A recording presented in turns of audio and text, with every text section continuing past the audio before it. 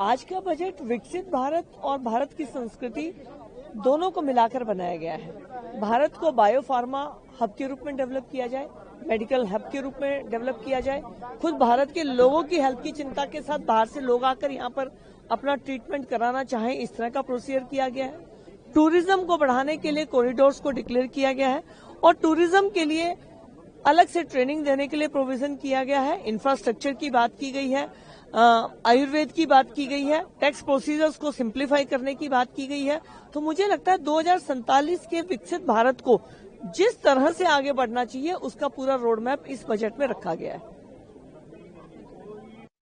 आज का जो बजट आया उसको आप कैसे देखते हैं?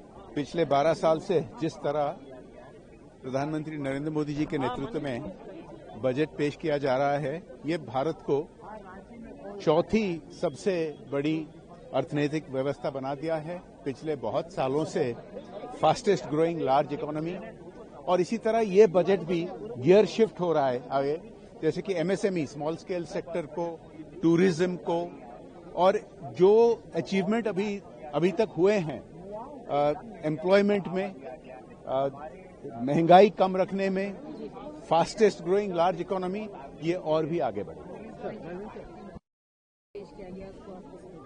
देखिए, आशाओं का बजट है और एक स्थायी अर्थव्यवस्था के सुधार का बजट है।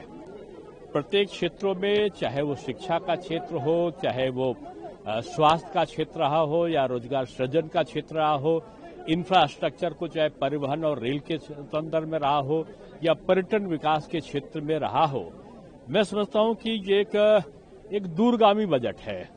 और इस बजट के जो परिणाम हैं, वो चाहे युवा हो, किसान हो, महिलाएं हो, इनको जो प्राथमिकता देकर किया गया है, मैं समझता हूं कि ये जो हमारी अर्थव्यवस्था है उसका एक ईमानदार एक्सरे है और निश्चित रूप में ये एक बजट जो है आर्थिक समृद्धि की नींव रखने वाला बजट है। जी सर, उसके अंदर बहुत सारी चीजें भी ऐड सस्ती भी हो, जैसे माइक्रोवेव है, ओवन है, मोबाइल फोन है, ईवी बैटरी है, जूते हैं, कैंसर से संबंधित दवाएं हैं, शुगर से संबंधित दवाएं हैं। ये सारी चीजों को कम करने की कोशिश की गई है। सबसे बड़ी चीज ये है कि जो अनुमान था 4.5 से नीचे राजकोषीय घाटे का, अद्भुत है कि 4.4 के आसपास राजकोषीय घाटा रहा है और अगले लक्ष्य को उन्होंने 4.3% राजकोषीय घाटे के उसमें किया है। मैं समझता हूं कि जो चैंपियन एमएसएमई बनाए जाने का जो प्रयोजन है या खेल इंडिया मिशन को बढ़ावा देने की बात है, हर जिले में महिला छात्रावास और औद्योगिक कॉरिडोर के निकट टाउनशिप बनाने की चीज है, एक बहुत दूरगामी बजट है। देखिए, पहली बात तो आज का जो बजट हमारी सरकार के द्वारा पेश किया गया है, ये 21वीं सदी के दूसरे क्वार्टर का, और जो क्वार्टर हम सबके लिए बहुत ज्यादा मायने रखता है, क्योंकि 2047 जब हम एक विकसित भारत बनाने का जब हम जिक्र करते हैं, तो ऐसे में अब ये जो अगला क्वार्टर शुरू हुआ है 25 से लेके 50 तक का, यहां से अब हमें हर उस सोच को बल देकर आगे बढ़ना होगा जो इवेंचुअली 2047 में भारत को एक विकसित देश बनाने का काम करे। और अब अगर आप इस सोच के साथ इस बजट को अगर आप देखिएगा, तो आपको एहसास होगा कि किस तरीके से इंफ्रास्ट्रक्चर पे बल दिया गया है, रूरल इंफ्रास्ट्रक्चर पे बल दिया गया है, अर्बनाइजेशन के ऊपर जोर दिया गया है, गांव शहर की दूरी को कम करने का इसमें प्रयास किया गया है, आत्मनिर्भरता पे बल दिया गया है, मैन्युफैक्चरिंग और मैन्युफैक्चरिंग सेक्टर के हर एक वर्टिकल्स में, भले वो डिफेंस में हो, वो प्रोसेसिंग में हो, वो किसी भी क्षेत्र में हो, रेयर मिनरल्स में हो, हर क्षेत्र में जिस तरीके से आत्मनिर्भरता को कुंजी बनाकर इस बजट में उस व्यवस्था को और ज्यादा मजबूत करने का प्रयास किया गया है। युवा शक्ति को केंद्र में रखकर जितने ये सारे वर्टिकल्स एक्सपैंड होंगे, उतनी ही जॉब अपॉर्चुनिटीज भी क्रिएट होंगी। स्किलिंग पे बहुत ज्यादा कंसंट्रेट पुनः किया गया है। फार्मिंग की अगर बात करें, उसमें जिस तरीके से डाइवर्सिटी को एक्नॉलेज किया गया है, नहीं तो आप उसी को एक ही उत्पादन बार बार रखने की भी समस्या सरकार के पास इवेंचुअली होने लगेगी। तो कैसे डाइवर्सिफाई किया जाए कोकोनट, कोको, इन तमाम चीजों को जिस तरीके से बजट में रिकॉग्नाइज किया गया है, फिशरीज को और ज्यादा ऑर्गेनाइज करके उस सेक्टर को एनहांस करने की बात हो, मैं मानता हूं कि ये 47 विकसित भारत के निर्माण के लिए उसकी एक मजबूत नींव को तैयार करने वाला एक बहुत ही विजनरी बजट है। और इसकी खासियत ये भी है कि 9वीं बार वित्त मंत्री जी ने इस बजट को पेश किया है। खासियत तो ये है कि उन्होंने 9वीं बार किया है, बट एक ही प्रधानमंत्री के अंदर उन्होंने 9वीं बार किया है। ये कंटिन्यूटी दिखाता है, स्टेबिलिटी दिखाता है सरकार की सोच में, सरकार की नीतियों में, जो कहीं ना कहीं वैश्विक स्तर पर भी हमारी पहचान को मजबूत करता है। इंपोर्ट एक्सपोर्ट्स को हम लोगों ने मजबूती देने की इसमें बात की है, और ईज ऑफ बिजनेस के साथ साथ ईज ऑफ लिविंग पे इस सरकार का, हमारी सरकार का बल रहा है। रिफॉर्म एक्सप्रेस का जिक्र मेरे प्रधानमंत्री आदरणीय नरेंद्र मोदी जी करते रहे, और रिफॉर्म्स के माध्यम से जितना सरलीकरण हो सकता है सिस्टम का, वो करने का प्रयास किया। आज के बजट में भी आप देखें, जिस तरीके से पहले के बजट और आज के बजट में समझने के लिए ज्यादा था, चीजें ज्यादा समझ में आ रही थी। पार्ट ए पार्ट बी, जिसका जिक्र मैं सुबह से कुछ न्यूज चैनल पे भी सुन रहा हूं, जिस तरीके से उसको भी इक्वली बैलेंस किया गया है, ताकि सही में जो टेक्निकल पक्ष भी है उसको भी जनता तक सही ढंग से पहुंचाया जाए। तो मैं मानता हूं कि ओवरऑल ये 2047 को मद्देनजर रखते हुए इस बजट को तैयार किया गया, और इसके लिए मैं मेरी तरफ से, मेरी पार्टी की तरफ से माननीय वित्त मंत्री साहिबा का दिल से आभार प्रकट करता हूं। युवाओं को डेफिनेटली इस बजट में प्राथमिकता दी गई है। बहुत सारे ऐसे संस्थानों का निर्माण किया जा रहा है जो युवाओं को ट्रेन करने के फोकस से और युवाओं को रोजगार देने के फोकस से बनाया गया है। जहां पे कंटेंट क्रिएशन की बात करते हैं हम लोग, तो कंटेंट क्रिएशन को बकायदा जो रिस्पेक्ट मिलना चाहिए था as a profession in the society, अब वो इस बजट के माध्यम से होने वाला है। कंटेंट क्रिएटर्स के आत्मसम्मान का ये बजट है और उनको रिकॉग्नाइज किया गया है। तो ये बहुत ही ऐतिहासिक और दूरदर्शी बजट है। सिर्फ युवाओं के लिए नहीं, महिलाओं को भी ट्रेन करने के लिए बहुत सारे ऐसे इंस्टीट्यूट्स की स्थापना की गई है। पहली बार किसी बजट में मेंटल हेल्थ को प्रायोरिटी दिया गया है। मेंटल हेल्थ इंस्टीट्यूट का निर्माण किया जाने वाला है। तो डेफिनेटली ये बहुत ही रोबस्ट बजट है, होलिस्टिक बजट है, और आने वाले समय में जो बोल्ड रिफॉर्म्स का हम लोग बात करते हैं, समाज के इंक्लूसिविटी का बात करते हैं, ये बजट उसकी जो नींव है उसको रखा है। मित्रों, आज देश के प्रधानमंत्री नरेंद्र मोदी जी के मार्गदर्शन में अपने वित्त मंत्री श्रीमती निर्मला सीतारमण जी ने जो 2026-27 का बजट पेश किया है, ये बहुत ही, मैं कहूंगा कि विजनरी बजट है, और आने वाले लंबे समय तक, 25 साल तक देश के विकसित भारत होने के लक्ष्य को सामने रख करके पेश किया गया है। बहुत से इसमें सिस्टमैटिक चेंजेस, बहुत से ease of doing business, ease of living, लोगों का जीवन कैसे सरल हो, इस प्रकार की घोषणाएं की गई हैं, और इसका एक लंबा स्थायी प्रभाव ये पड़ने वाला है। और जहां तक अर्बन डेवलपमेंट मिनिस्टर के नाते, पावर मिनिस्टर के नाते मुझे कहना है, तो आज के इस बजट में आने वाले समय में जो अर्बनाइजेशन यानी शहरीकरण का जो बढ़ता हुआ प्रभाव है, उसको ध्यान में रख करके ये सारी चीजें की गई हैं। पावर की भी जैसे जैसे डिमांड बढ़ेगी उसको पूर्ति करना एक बड़ा चैलेंज है। उसके लिए भी बहुत से प्रावधान किए गए हैं कि आने वाले समय में बढ़ती हुई जो हमारी पावर की डिमांड है उसको हम कैसा पूरा कर सकें। जहां तक अर्बन डेवलपमेंट का विषय है, इसमें बड़ी बात तो यह है कि आज बड़े शहरों के बजाय टीयर 2 और टीयर 3 के शहरों की जो बात की गई है, उसमें हर शहर को लगभग 5,000 करोड़ रुपए का एक फंड जो है अगले 5 वर्षों के लिए ये खर्च करने के लिए दिया गया है। और साथ में जो म्यूनिसिपल बॉन्ड्स की बात कही गई है, उसमें भी पहले अमृत के अंतर्गत, योजना के अंतर्गत 200 करोड़ रुपए की योजना पहले से थी, लेकिन अब हर 1,000 करोड़ रुपए के बॉन्ड्स के ऊपर 100 करोड़ रुपए का अनुदान ये जो दिया जाएगा, एक बहुत बड़ी सहायता है। और मैं समझता हूँ इसमें लोग भी जो है बॉन्ड्स को खरीदने में उनको सुविधा होगी, और हमारे शहरी क्षेत्र को वहाँ के लिए अपना इन्वेस्टमेंट करने के लिए, वहाँ के चीजों को पूरा करने के लिए फाइनेंसिंग की कोई दिक्कत नहीं आएगी। इस प्रकार का उसमें से विषय निकल करके आता है। इन शहरों में अर्बन इंफ्रास्ट्रक्चर के लिए भी बहुत बड़ी आवश्यकता हमारा जो इंफ्रास्ट्रक्चर का फंड इस बार 12.2 लाख करोड़ रुपए का ये फंड एलोकेट किया गया है। इसका बहुत बड़ा लाभ इन सब शहरों को होने वाला है।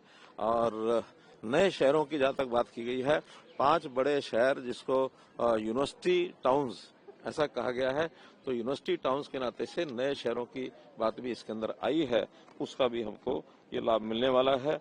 और जहां तक कंस्ट्रक्शन एंड इंफ्रास्ट्रक्चर इक्विपमेंट एक नई योजना लागू की है, जो बड़े बड़े इक्विपमेंट्स हैं उनको भी सुविधा प्रदान की गई है। इसमें हमारे जो मेट्रोज हैं उसके निर्माण में जो खर्च है वो काफी कम होगा।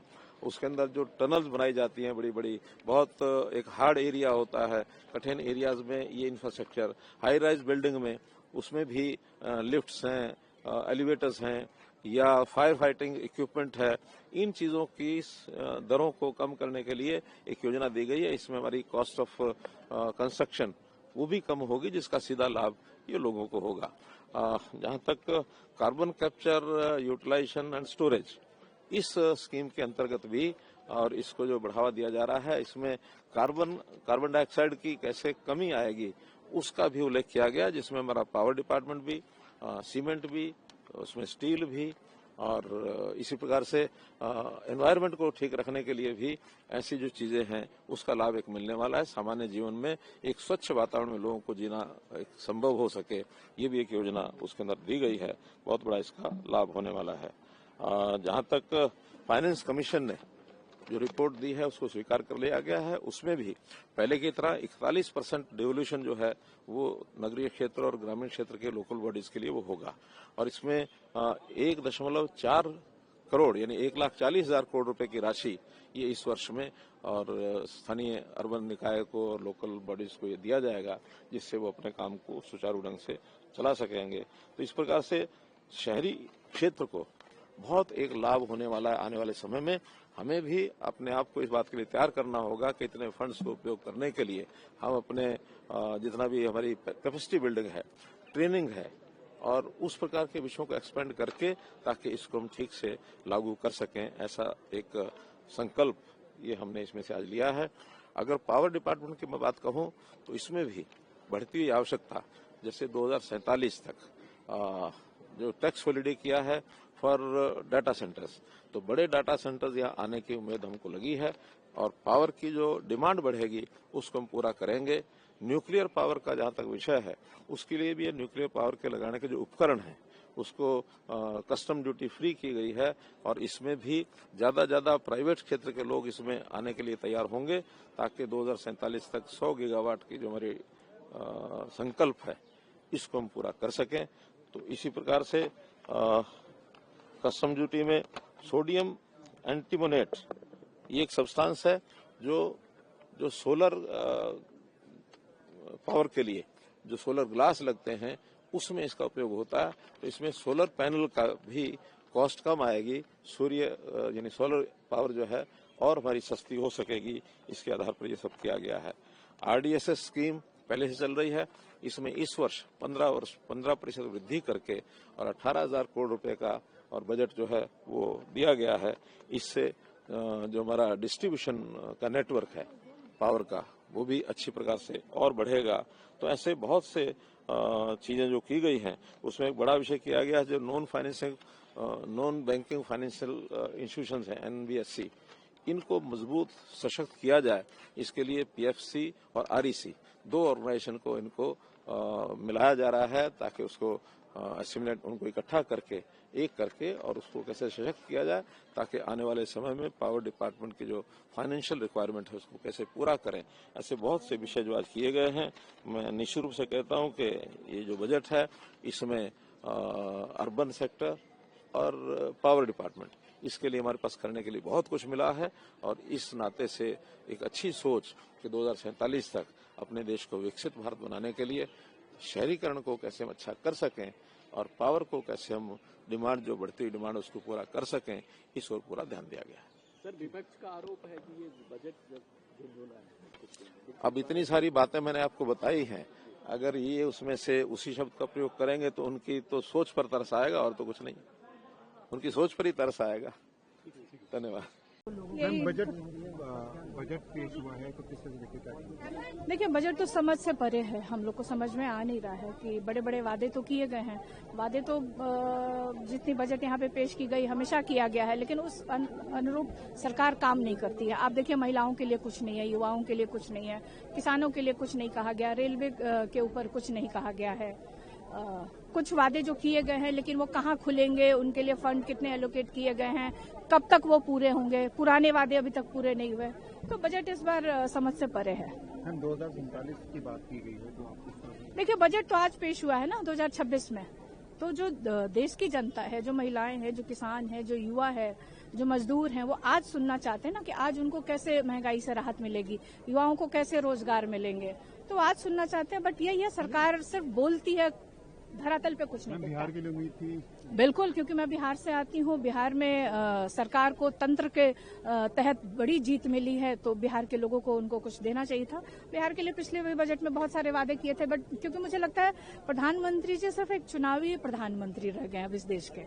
जहाँ चुनाव होता है वहाँ बड़े बड़े वादे करते हैं, तो जैसे ही रिजल्ट आ जाता है, अगर इनकी जीत हो जाती है तंत्र के माध्यम से, फिर उस प्रदेश को वो भूल जाते हैं। मुझे जो लगता है कि हमारे जितने भी विपक्ष के लोग हैं, जितने भी हम लोगों ने यहाँ पे जितना भी हम लोगों ने सुना है, हमको यही लग रहा है कि ये किसान बजट नहीं है, और आम आदमी के लिए नहीं है, और वुमेन्स के लिए है, और हेल्थ एजुकेशन के लिए भी कुछ भी नहीं कहा गया इसमें। ये सिर्फ एक ऐसा बजट जो किसी को समझ में नहीं आ रहा है, इसमें किसान को मिल के आ रहा है, आम आदमी को मिल के आ रहा है। तो हमें लगता है ये आंकड़ों का ही बजट है sir. Thank you. Very disappointing. And most of the states had requested for a devolution of funds of 50%, and again they've said only 41%. That is very disappointing for all the states. And there's nothing actually concrete in this budget. And even with the elections in mind, they have not announced anything for Tamil Nadu. They're not giving us anything, but then they want to, mine rare earth from Tamil Nadu, and it's a very disappointing budget. The government is saying that it is a reform express budget. Reform express budget. I can't see the reforms, and where is the express? नहीं रही, जिससे कि लोगों को की जो उम्मीद पूरी हो सकती थी। और जो माननीय राष्ट्रीय अध्यक्ष अखिलेश यादव जी ने कहा है कि जिस प्रकार से कि अब लोगों को पीतल के ऊपर सोने के ऊपर पीतल का वो चढ़ा करके उसको इस्तेमाल करना पड़ेगा, मतलब जिस तरह से सिल्वर गोल्ड की कीमतें आसमान को छू रही हैं, अब सवाल ये आएगा, जवाब मिलेगा कि ये तो अंतर्राष्ट्रीय स्तर पर है, लेकिन इसके अंदर कहीं ना कहीं जो राष्ट्र के अंदर भी हमारी जो पॉलिसी है, जिनकी विफलता की वजह से ये चीजें बढ़ रही हैं, उसमें हमारी देश की नीति भी जिम्मेदार है। और हम चाहते हैं इस प्रकार से अगर आम जनता के लिए नहीं सोचा जाएगा तो फिर 5% उन लोगों के लिए बजट बनाने से क्या फायदा जो कि 95% आबादी को नजरअंदाज करता हो।